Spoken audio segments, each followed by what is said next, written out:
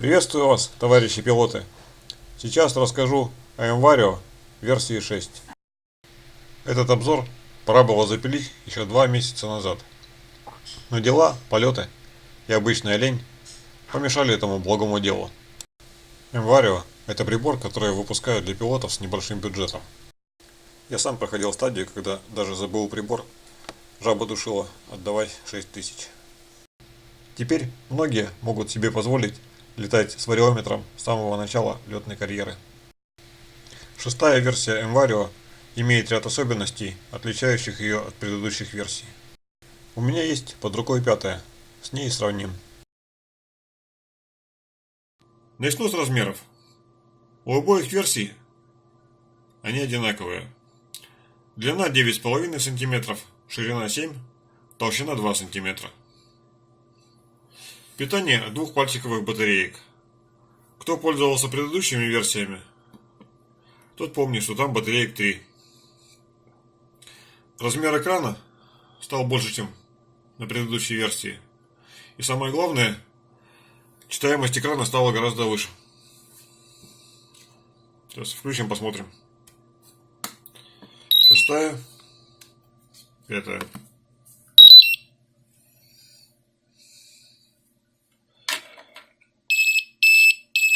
За счет того, что увеличился размер экрана, получилось добавить на главный экран в режиме стандарт показания Alt2 барометрической высоты над уровнем моря. Для тех, кто вариометрами не пользовался, расскажу об элементах, которые на экране есть. Варио — это самый главный индикатор скороподъемности, указывает вертикальную скорость. Alt1 – это высота над точкой старта. При включении ставится на 0 автоматически. Alt2 – это барометрическая высота над уровнем моря. Ее можно настроить кнопками вверх и вниз, если вам нужна высота отличная или нужно настроить высоту более точно.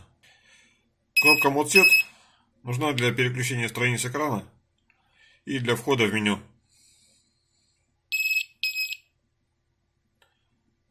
Нажимаем Mode Set один раз и попадаем в рекорды текущего полета. Здесь видно максимальный набор, максимальный спуск,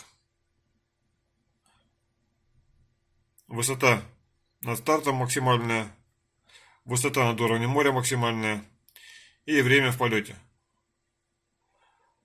Записываться время полета начинает после того, как высота была изменена на 8 метров, в плюс или в минус.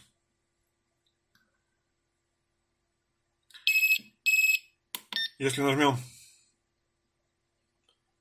Mode Set на Vario 5 версии, увидим, что здесь стала высота Alt2 вместо Alt1.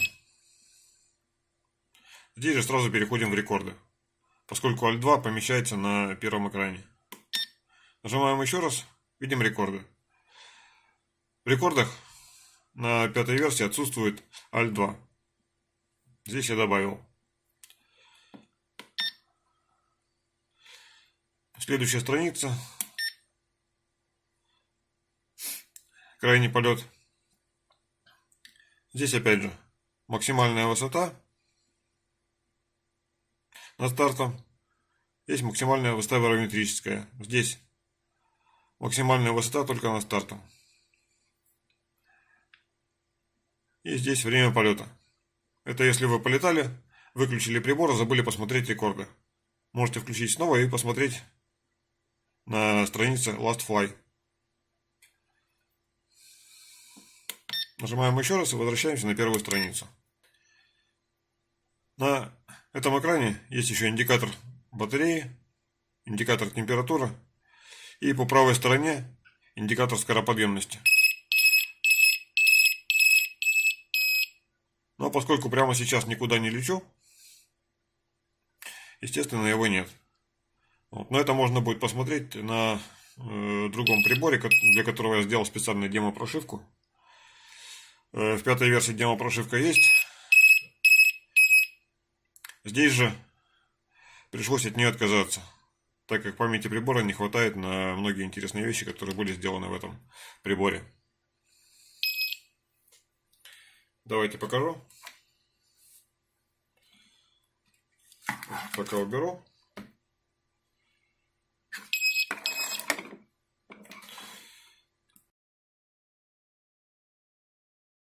В этом приборе зашита прошивка, которая позволит показать, как ведет себя прибор в полете, услышать, как звучит и какая у него индикация. Отдельно хочу рассказать о звуке. В предыдущей версии ускорение частоты сигналов в диапазоне от 0,2 метра до 1 метра в секунду было не так заметно, и некоторым даже казалось, что меняется только тональность. В шестой версии я доработал этот момент, и сейчас хочу показать, как звучит вариометр на подъеме, в нолях и на снижении. Идем на подъем.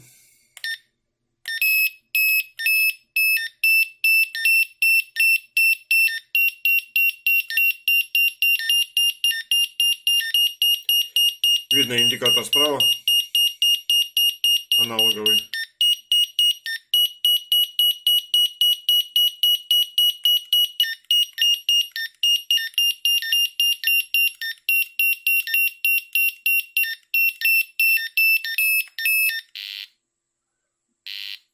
Это буер, индикация полета в нолях.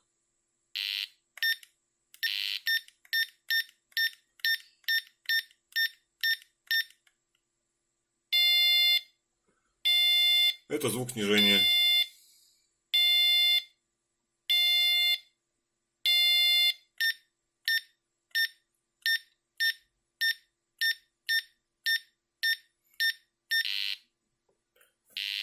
Очень часто задают вопрос, почему прибор скрипит в полете и после посадки. Это как раз и есть бузер. Он срабатывает в диапазоне от 0,2 метров в секунду снижения до подъема плюс 0,2. Нужен в те моменты, когда при полете через большие минуса попадаешь хотя бы в минус 0,2. Это уже слабый восходящий поток, в котором можно дождаться более сильного подъема. Или это край хорошего потока, и стоит поискать ядро. На снижение звук по умолчанию срабатывает от минус 1,5. Можно поставить больше, меньше. Это уже по желанию. Но рекомендую 1,5. Так как 1,1 метр в секунду это скорость снижения в спокойном воздухе. А если снижение больше, значит в воздухе есть движение, и на это стоит обратить внимание. Так, вернемся к варианту со стандартной прошивкой.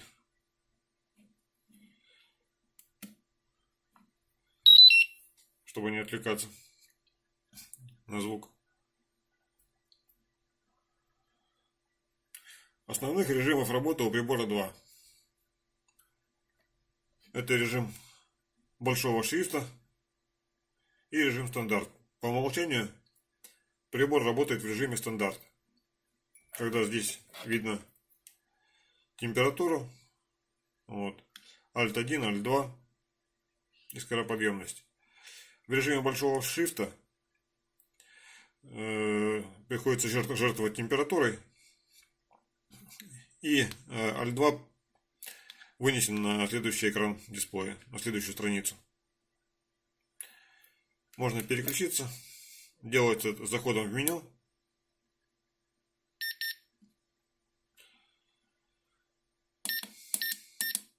Пункт Display Mode. По умолчанию Normal стоит. Ставим большой, Big Font. Зажимаем кнопку. Вот режим большого шрифта. Здесь видно скороподъемность, высота над точкой старта, Alt1. Если переключимся, видно тоже скороподъемность и высоту над уровнем моря.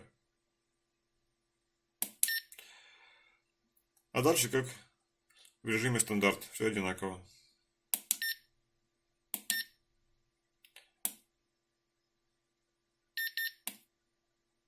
Вернем установки дисплея в режим Normal. И теперь расскажу о меню.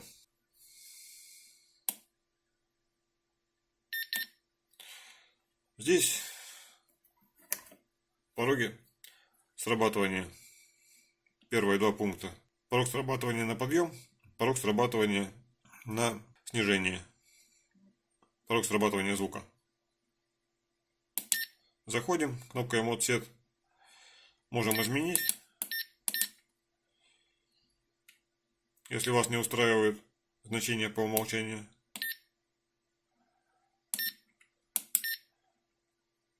Здесь на спуск. Это включение-отключение бузера. Для тех, кому он не нравится по каким-то причинам. Режим дисплея мы уже смотрели. Здесь два уровня громкости. И полное выключение. Ну, мотористы оценят. Им звук не нужен. Так, и сброс на заводские настройки.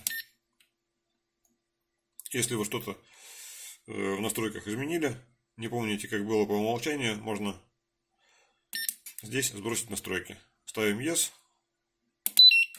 Нажимаем один раз. И прибор перезагружается с настройками по умолчанию.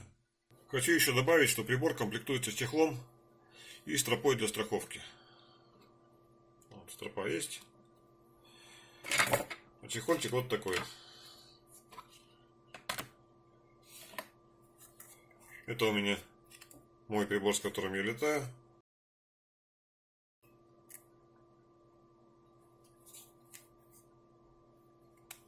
Чехол.